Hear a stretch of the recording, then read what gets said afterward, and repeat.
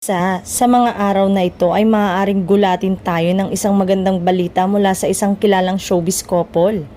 Nasagap sa isang press con kahapon na aksidenteng nabanggit ng isa sa mga nakachikahan doon. Pero secret pa raw ito dahil talaga namang syempre titiyakin pa nila kapag okay na talaga.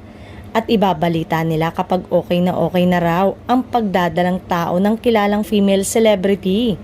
Say nga ng source, hindi ko pwedeng sabihin kung singer o singer-actress dahil tiyak na mahuhulaan agad. Ayokong sa akin manggaling dahil mas maganda kung sila ang maglalabas ng magandang balitang ito. Kaya abangan na lang natin. Pero kapag sure na, tiyak na ikatutuwa ito ng fans nila dahil eto na lang ang hinihintay. Matuloy na kaya ang tuluyang pagpapahinga nito sa showbiz dahil sa pagdadalang tao nito? Exciting, tiyak na matutuwa lalo ang mga tagahanga dahil matagal-tagal ding umaming hinintay ng celebrity couple ang pagkakataon na ito.